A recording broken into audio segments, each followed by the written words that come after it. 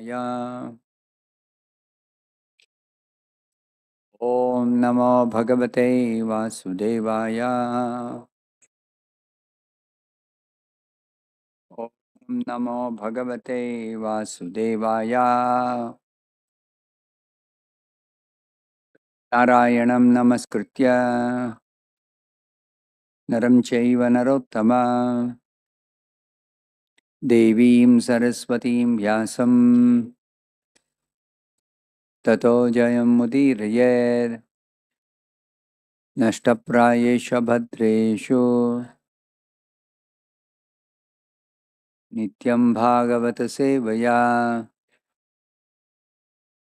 Bhagavati Uttama Shloke Bhaktir Bhavati Naistike. Reading from Srimad Bhagavatam, Canto 10, Chapter 4, The Atrocities of King Kamsa.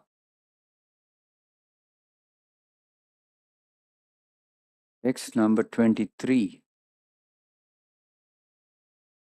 Shamadvam Mama Dauratmyam Shamadvam Mama Dauratmyam Sadhavo Dina Vatsalaha Sadhavo Dina Vatsalaha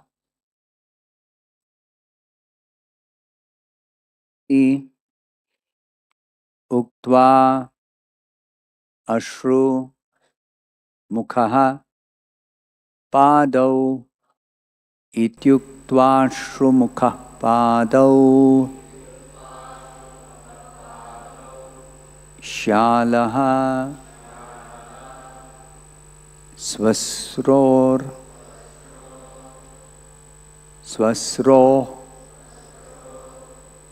Atha Agrahit Shala Swasrorathagrahit Shamadvam Mama Dauratmyam Sadhavo Dinavatsalaha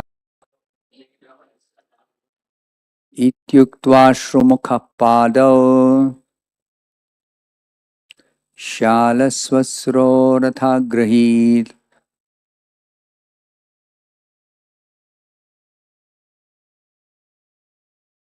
Shamadvam Mama Dauratmyam Sadhavo Dinavatsalaha Ityuktva Shrumukha Padau Shvala Swasrorathagrahit Shamadvam Mama Dauratmyam Yadavo Dinavatsalaha Ityuktva Shrumukha Padau Shala Swasrorathagrahit Shamadvam Mama Dauratmyam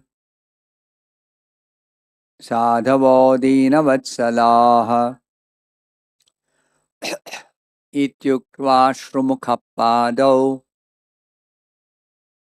Shala Swasrorathagrahit Shamadvam. Kindly excuse Mama, my Dauratmyam atrocious activities. Sadhavaha, both of you are great saintly persons. Dinavat and are very kind to poor, cripple-minded persons. Iti Uktva, saying this, Ashrumukhaha, his face full of tears, Padau, the feet, Alaha, his brother-in-law Kamsa, Swasro, of his sister and brother-in-law, atha thus agrahi captured. Translation and purport by His Divine Grace A.C. Bhaktivedanta Swami Prabhupada. Translation. Kamsa begged, "My dear sister and brother-in-law, please be merciful to such a poor-hearted person as me, since both of you are saintly persons. Please excuse my atrocities." Having said this, Kamsa fell at the feet of Vasudeva and Devaki, his eyes full of tears of regret. Please repeat this translation. Kamsa begged, "My dear sister and brother in law, please be merciful to such a poor hearted person as me, since both of you are saintly persons. Please excuse my atrocities." Having said this, Kamsa fell at the feet of Vasudeva and Devaki, his eyes full of tears of regret. Purport by Srila Prabhupada. Although Kamsa had spoken very nicely on the subject of real knowledge, his past deeds were abominable and atrocious. And therefore, he further begged forgiveness from his sister and brother in law by falling at their feet and admitting that he was a most sinful person. Thus ends the Bhaktivedanta purport. Om Jnanatimirandhasya Jnananjanashalakaya Chakshurunmilitam Yena Tasmai Shri Gurave Namaha Nama Om Vishnupadaya Krishna Preshtaya Bhutale Shri Mate Bhaktivedanta Swaminitinam Namaste Saraswate Deve Gauravani Pracha Nirvishesha Shunyavadi Paschatya Deshata Jai Shri Krishna Chaitanya Prabhu Nityananda Shri Advaita Gadadhara Srivas Gaura Bhakta Vrinda Hare Krishna Krishna Krishna Hare Hare Rama Rama Rama Hare Hare.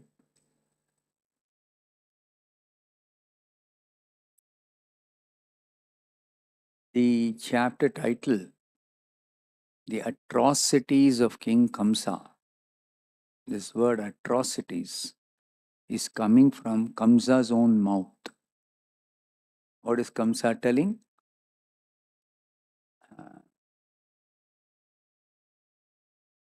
Shamadvam mama dauratmyam.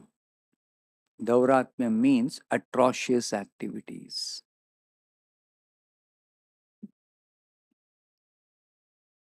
So Kamsa is having a demoniac nature.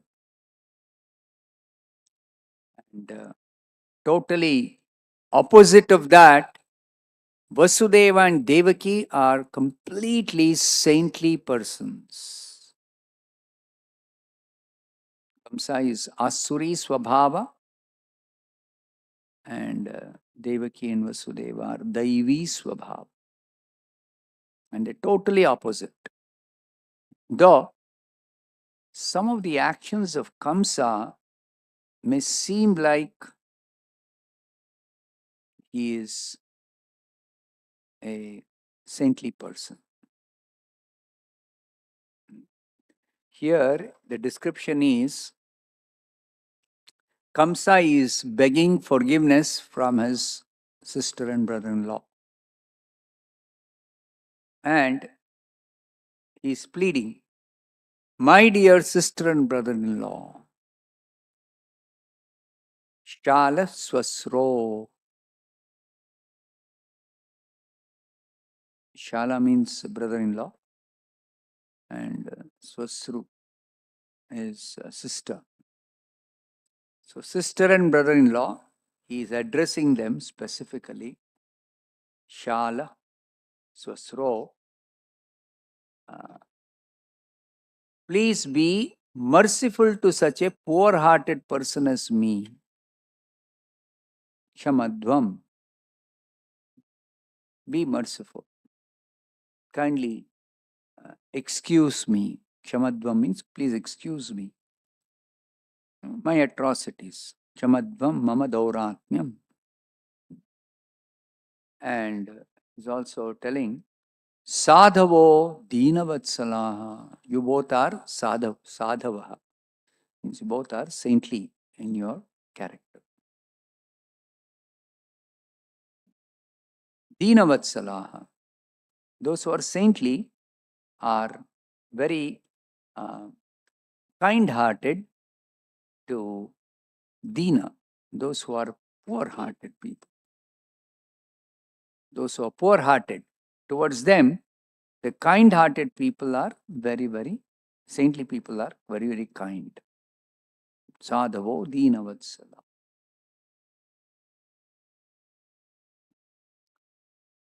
And he is begging forgiveness, and he is also having Ashrumukhaha, his eyes full of tears. He is regretting, why did I kill Devaki's children? After all that I did, I could not escape the providence. Danger is awaiting me. The eighth child is born somewhere else. So why did I kill Devaki's children? Padav athagrahit. He fell down at the feet of his sister and brother-in-law and tightly clasped their feet, begging forgiveness further.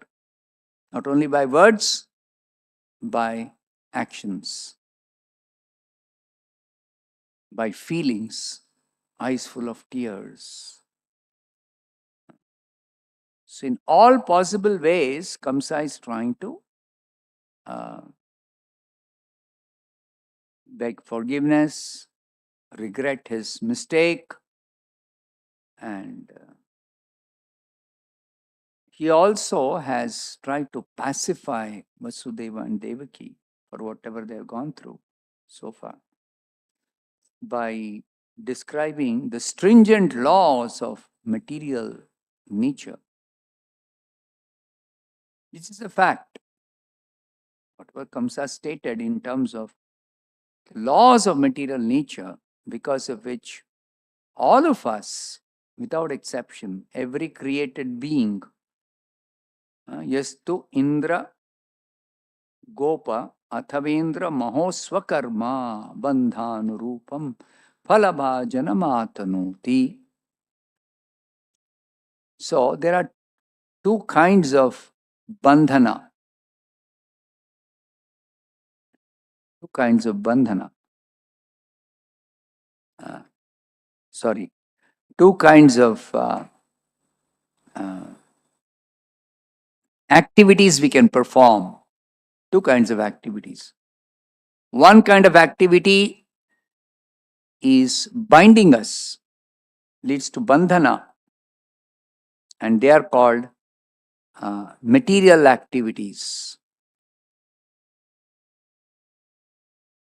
And such material activities are performed by all conditioned souls, be he Indra, the king of heaven, or a very insignificant germ called Indra Gopa. Indra Gopa is the name of a small, tiny creature. And Indra is the king of heaven. So, Indra to Indra Gopa, everyone has to suffer karma bandhana due to phalabhajanam. the result of their own activities, material activities, karmic activities. Whereas karmani, if a person who's engaged in devotional service, a devotee, karmani nirdahati kintu cha bhakti bhajam. Bhakti bhajam. The result of performing bhakti, activities of bhakti, is karmani nirdahati. All the reactions of the past activities are burnt to ashes. So, devotee never suffers any reactions due to his past activities. If who is called a devotee? Bhakti bhajam, one who is engaged in activities of bhakti. One who is engaged in activities of bhakti. Therefore, we are instructed by the scriptures, by the acharyas, by Chaitanya Mahaprabhu, by Srila Prabhupada, please engage in activities of bhakti. Please chant Hare Krishna. And also Prabhupada tells, please chant Hare Krishna and be happy. How can he say be happy in the world which is filled with miseries? Krishna certifies this material world, dukkhalayam ashashvatam. Here you can't expect happiness because it is dukkhalaya. Now, dukkha you understand. Dukkha means unhappiness, distress, sorrow, suffering. But it is not just a place of suffering, it is a place filled with suffering. Dukkhalayam. Alayam means filled with, just like Himalaya. Why are those mountains called Himalaya mountains? Because filled with snow. Hima. Hima means snow. So, like that, dukkhalayam. Dukkhalayam. Filled with miseries. How can you expect happiness in a place filled with miseries? Never possible. But exception is karmani nirdahati kintu cha bhakti bhajam. Those who are engaged in activities of bhakti. The result of engaging in activities of bhakti is karmani nirdahati. All the reactions of the past activity, material activities are burnt away to ashes. As a result of that, burning away to ashes of all the reactions, a devotee who is engaged in pure devotional service does not have to suffer any reactions. No reactions. Devotee does not suffer any reactions.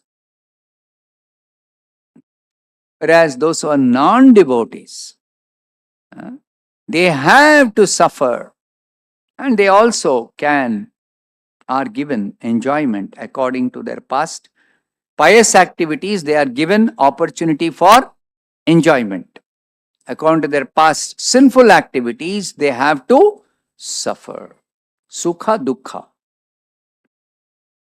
Exactly according to their past pious activities and sinful activities. Punya karma, papa karma.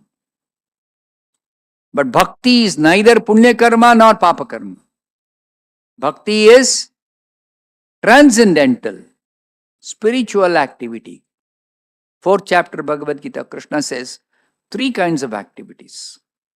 Normally we know 2 kinds of activities. Punya karma, papa karma. Anybody who is conversant with little Vedic culture or Vedic scriptures, at least in our country, most people know this. Punya karma, papa karma. Punya karma results in enjoyment, happiness, material happiness. And papa karma results in material distress, suffering, enjoyment, suffering. Sukha, dukkha.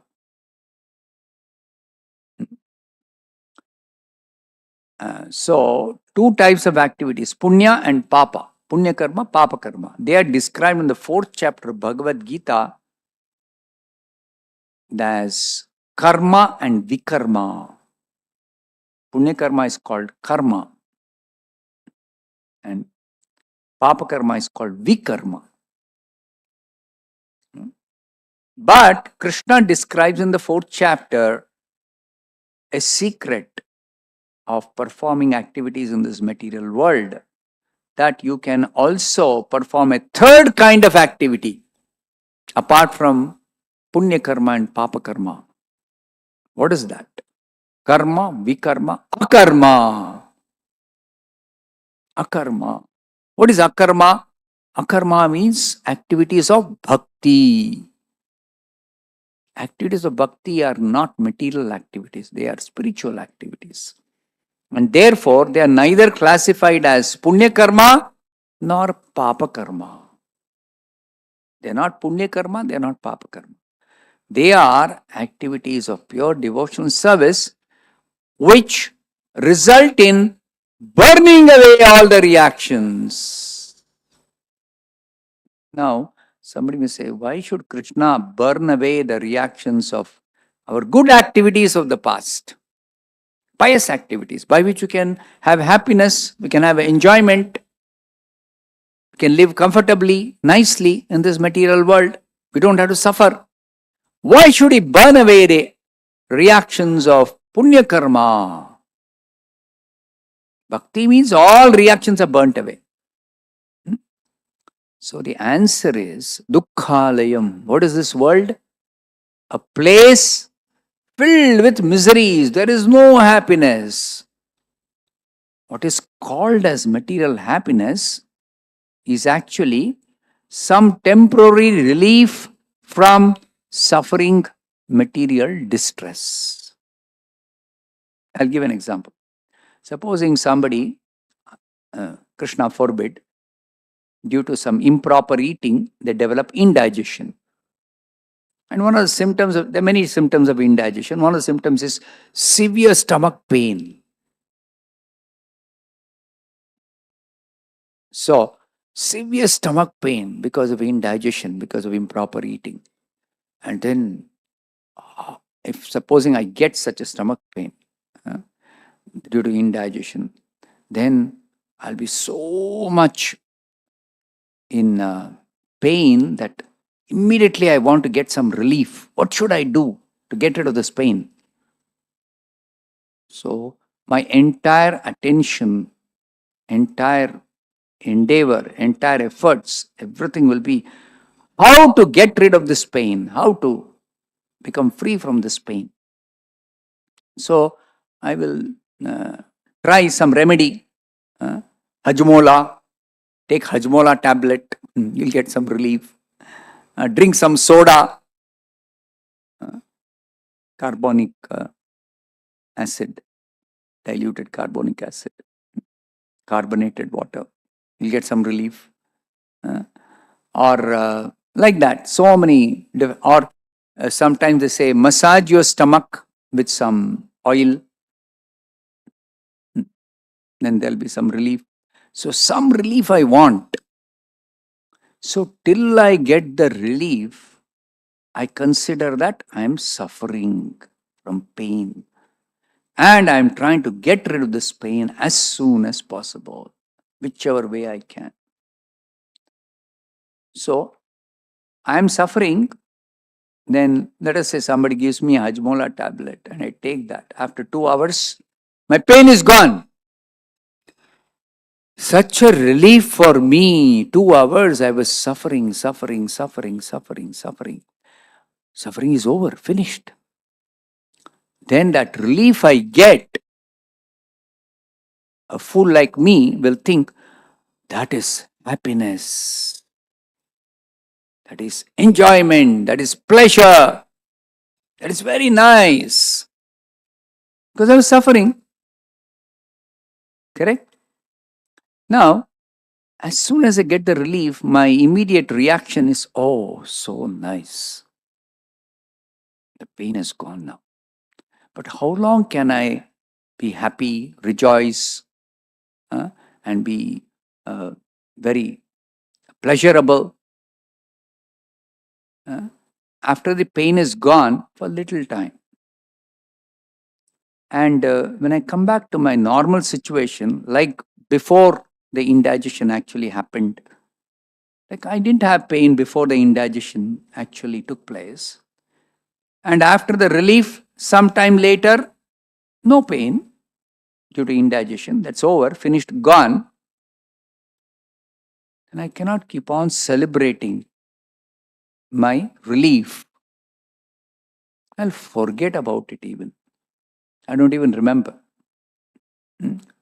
Previous time I had indigestion and then had pain, and then I got some relief, and then I experienced such a nice relief. I'll forget about it.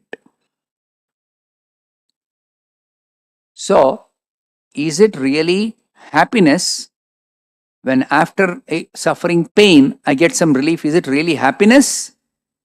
Or is it merely there was pain and now there is no pain?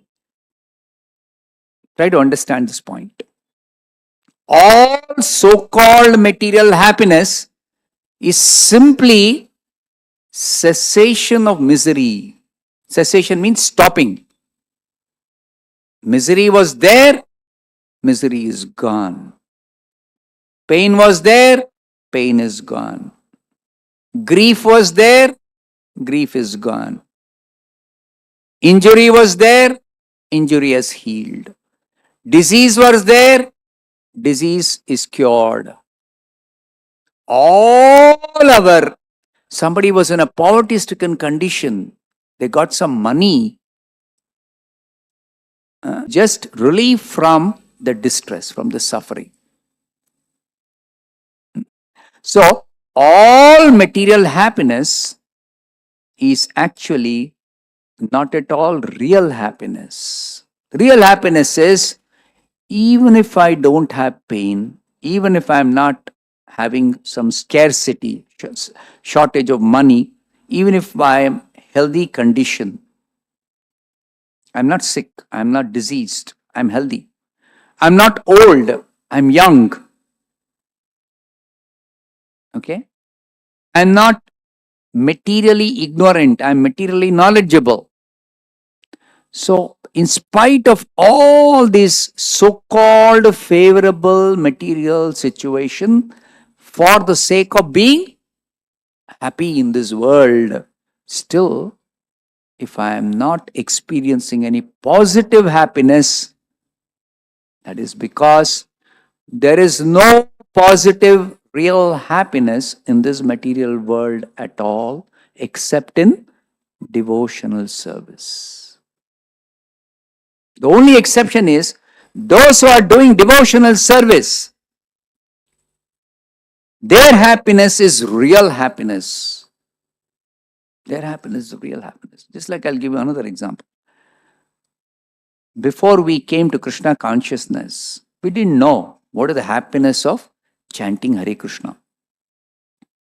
What is the happiness of participating in Kirtan where you can sing and dance? You didn't know. I didn't know. I don't think any of us knew that before coming to Krishna consciousness. But you start chanting, and then as you go on chanting, you start developing a positive liking for chanting. I like to chant. Initially, you have to force yourself a little. Sometimes you don't have the mood for chanting, but still you force yourself to chant.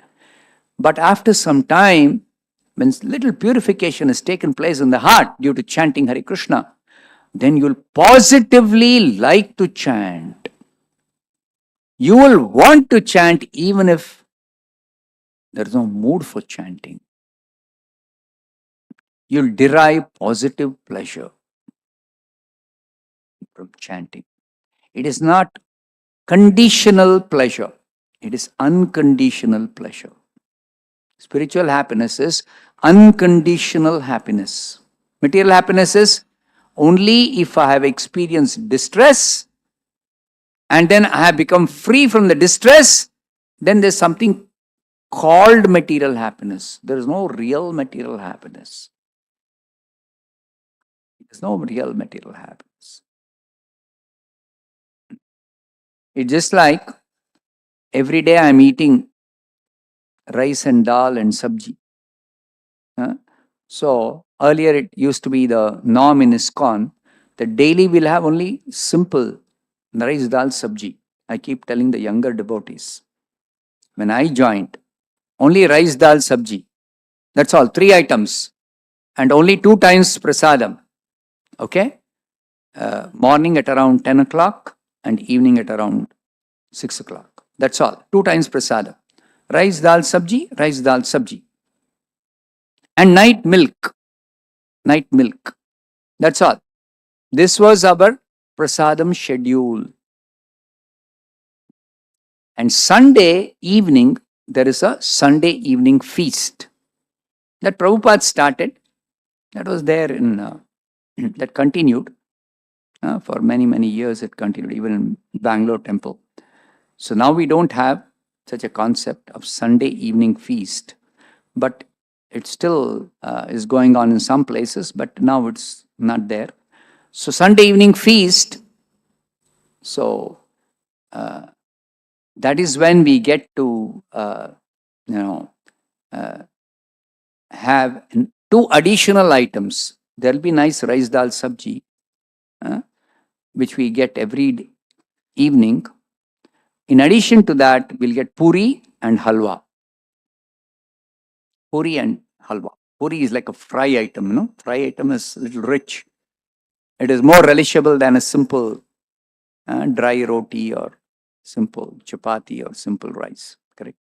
And halwa, sweet. Oh, that is like nectar. Very, very nectarian. So we would look forward for that. Look forward for that. And Sunday evening is like, oh, big celebration. Also, Sunday evening, we used to have extra time for kirtan. Daily, short kirtan. Sunday evening, extra kirtan, because our evening program will start, just like here. Evening program Sunday evening starts early, 6 o'clock. Normally starts at 7. Evening program, evening arati and kirtan and all that. But Sunday starts 1 hour earlier. Can have more kirtan. Same way, earlier also.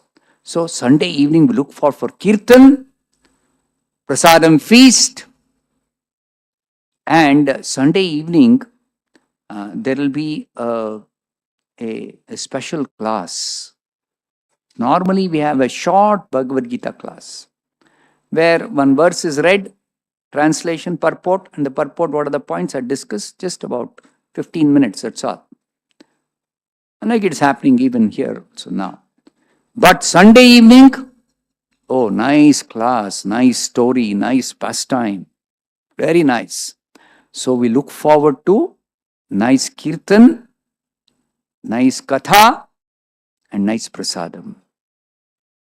Now, consider this, that you may say that because weekdays you are actually not having enough time for kirtan, therefore Sunday you get more time, so therefore you are thinking, oh, it's very nice, Sunday kirtan. No. Even weekday, if we have extra kirtan, it is definitely pleasurable, definitely enjoyable. Anytime we have kirtan, we can derive that pleasure, irrespective of day of the week, irrespective of whether we had kirtan, we didn't have kirtan. Is it not? Prasadam feast, we generally have only on Sundays. Used to have on Sundays. But let us say Sunday was the Sunday feast and Monday was Ram Navami. Sometimes it happens, no? Immediately after Sunday comes one festival.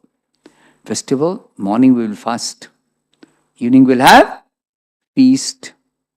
So is that feast also relishable or not relishable? Monday, we're not used to feast, no. Sunday itself we had feast. So immediately after Sunday, Monday feast, is it relishable or no? Relishable. It is definitely relishable. Whenever we can have feast, it's relishable. That is called real pleasure, real happiness, real enjoyment, spiritual pleasure, uh, spiritual happiness. uh, Spiritual activities are always filled with pleasure, and there is no corresponding dukkha or suffering or pain or distress. There's nothing like spiritual distress. There is no spiritual distress. There is no spiritual suffering. Nothing like spiritual suffering. There is no suffering at all in spiritual life. No suffering. Just like spiritual body or spiritual form, material form, okay, there is both sometimes some pain, sometimes some pleasure, sometimes some happiness, sometimes some distress. Sometimes, some period of time, the material body is young, and after some time, it becomes old. Sometimes it is healthy, sometimes it is diseased. But spiritual body, spiritual form, no disease, no old age, no death, no suffering, no pain. It is never ugly. There's no question of good health, not so good health. Health, it is, doesn't even, nobody even considers spiritual body. It's healthy, not healthy. What I can eat, what I cannot eat. How much should I eat? No such thing. No such considerations at all. And spiritual prasadam in the spiritual world, spiritual food that the devotees eat, is not because if they don't eat, they'll be hungry. There's no hunger. Material life means, material body means there are 6 kinds of whips. Whips, you understand, whip. You have to, a horse carriage driver, he'll carry a whip with him.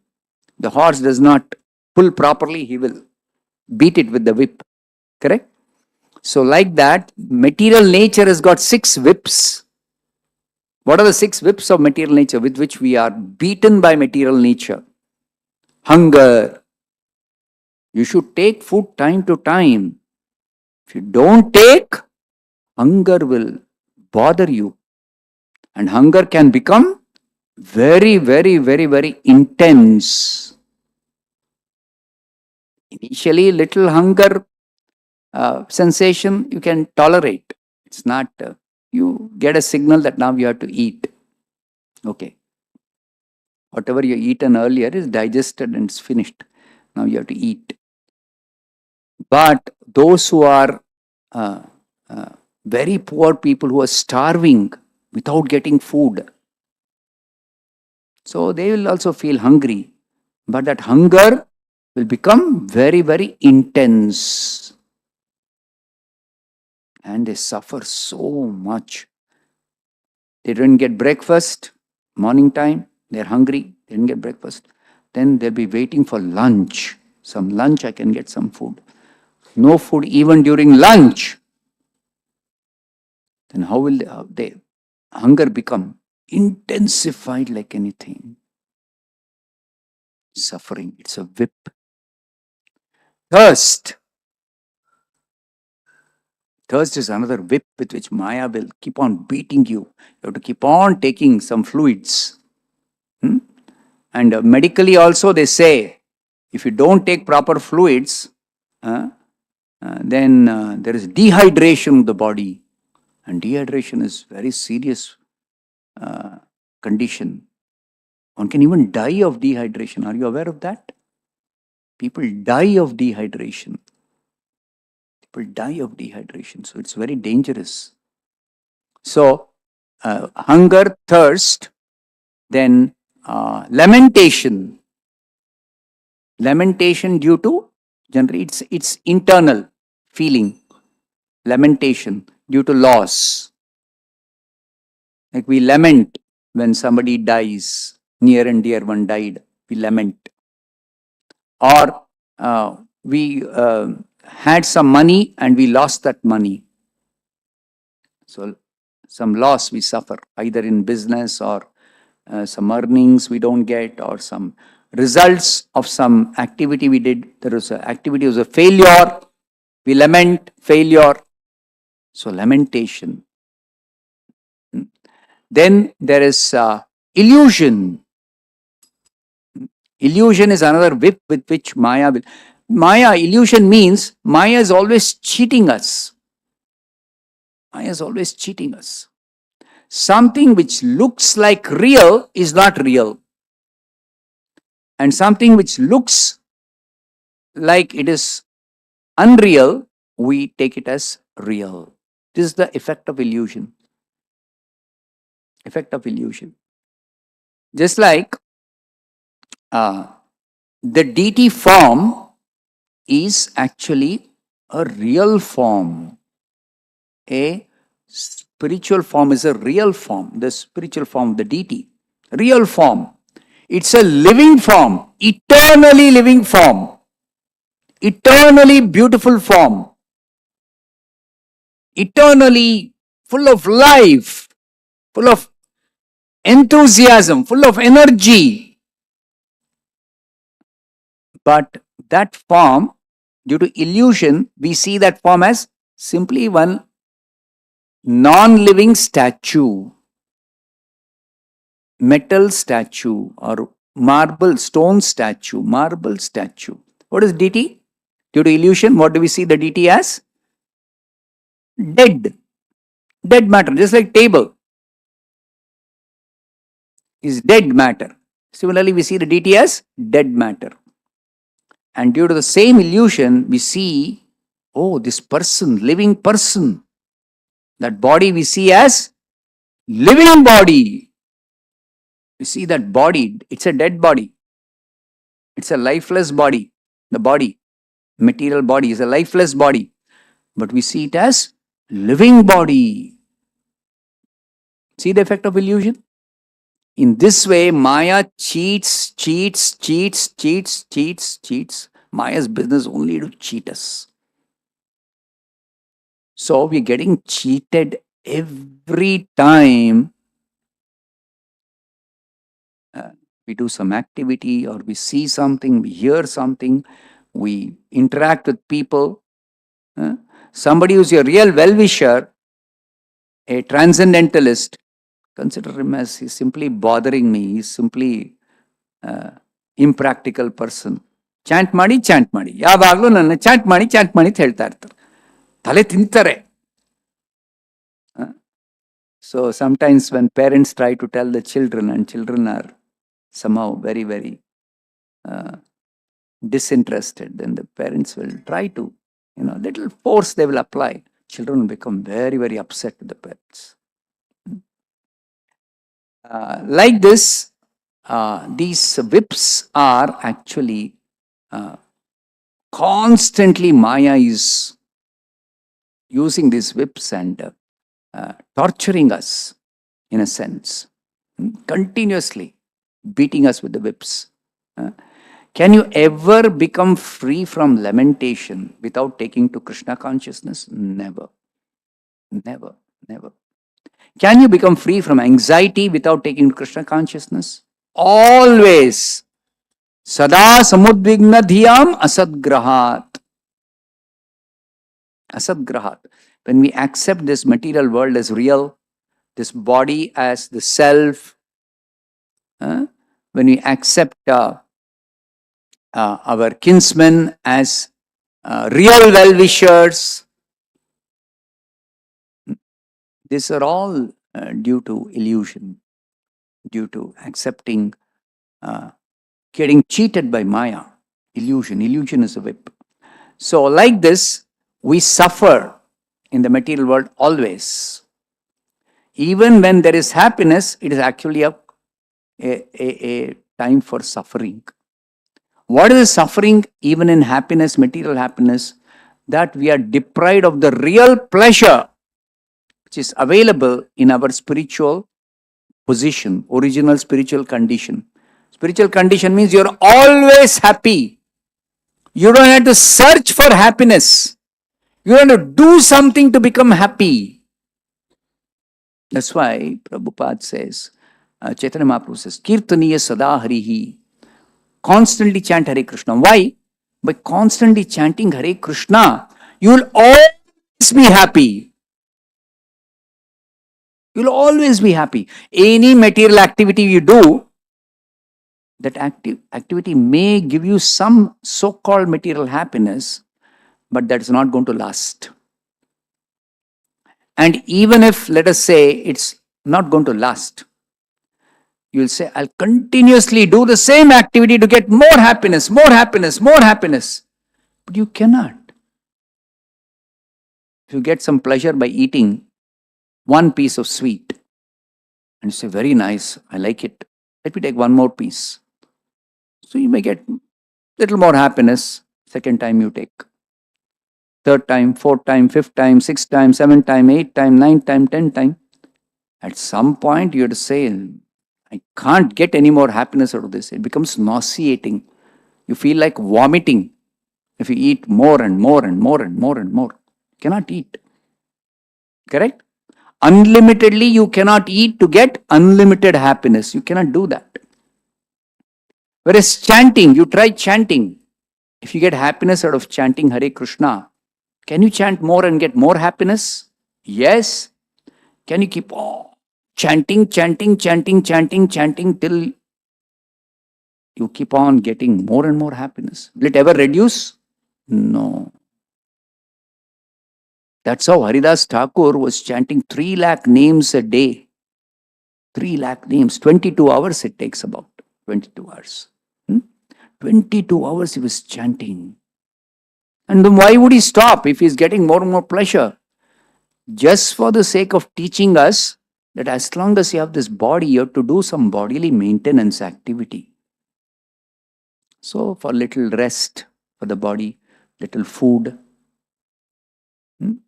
little, movement for cleaning, for some other maintenance activities. 2 hours break he would take. So, spiritual activities, the more you do, the more you can derive pleasure out of it. But this pleasure is different from whatever we know as material pleasure. It's completely different. It's not the same. It's not the same. So in the beginning, when we taste prasadam, we say very nice. We are telling very nice because we are getting something which they say is prasadam, but which is my favorite sweet. Okay? You don't like bitter, Karela sabji you don't like. But I give you Karela sabji, this is prasadam, please take this. It's prasadam, correct? Prasadam is full of nectar, full of pleasure. But in the beginning when you eat Karela sabji, bitter, I don't like bitter. No, I don't want. So then you will say, Karela sabji, whether it is prasadam or it is not prasadam, bitter things I don't like, I cannot taste any happiness out of eating Karela sabji. As prasadam or non-prasadam, same thing. But the spiritual happiness, spiritual pleasure or spiritual taste is not inherent in the material taste that the food is having. Please remember this. I give this example many times.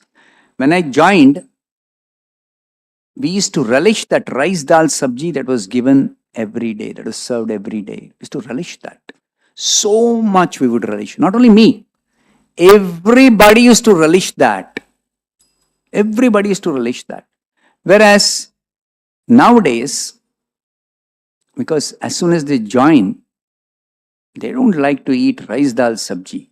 They want some nice, items like sweet and some palau and like this nice items they want. So they say rice dal sabji, bas, only rice dal sabji today, like that. This is the attitude. So what is the difference between rice dal sabji, which is prasadam, and ordinary food, which is not prasadam? The difference is in the spiritual taste, in the spiritual pleasure that you can get out of prasadam. That is not the same as material taste or material pleasure. This you please remember always. Sometimes devotees say, Kirtan maja gaya. Bombat agittu Kirtan ivattu. Which means that some days Kirtan is not bombat. Bombat agilla. Pratisari Kirtan. और sometimes कीर्तन में मजा नहीं आया, आज कीर्तन में मजा नहीं आया, हिंदी जैसे मजा नहीं आया. So this is not मजा आ गया, बम्बाटा गित्तु. This is not spiritual appreciation or spiritual taste. This is not spiritual happiness. This is not spiritual happiness. Please remember this. Spiritual happiness is chanting Hare Krishna gives pleasure irrespective of who the person is, how he is chanting, where he is chanting, when he is chanting, under what conditions he is chanting, irrespective of that. Irrespective of that. You see? So, spiritual happiness requires that you purify your heart. In the beginning, whatever spiritual activities you do, you have to purify your consciousness, you purify your heart. With a purified heart, you can get the real taste of prasadam, spiritual taste of prasadam, spiritual pleasure in honoring prasadam, spiritual pleasure in hearing Hare Krishna mantra as japa or kirtana. You can get spiritual pleasure